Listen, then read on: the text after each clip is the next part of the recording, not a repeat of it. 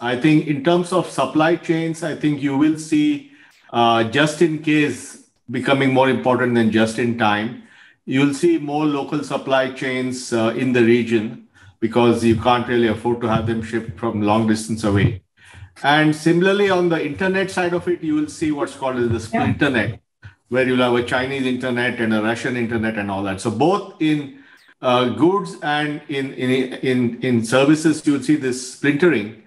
But I think while supply chain will get deconstructed or reshuffled on goods, one thing is that the supply chain for services actually is going to play to India's favor. I think the fact is that on the manufacturing side, of course, you have a lot of China plus one strategies now. On the services side, with the dramatic explosion of global demand for digital transformation, the only place to come is India. And that has been further emphasized by the crisis in Russia, where many companies that had a large footprint in Eastern Europe are suffering.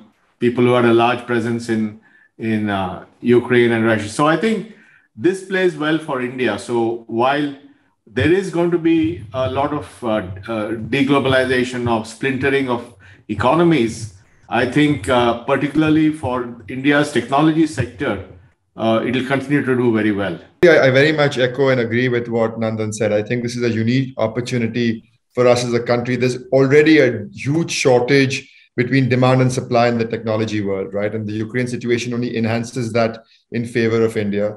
I think the big challenge and big focus for us as a nation should be we need to become the talent hub of the world. And to do that, we've got to focus very systematically also on reskilling, especially in the technology industry. And that's a big focus for us as a company, for the industry holistically.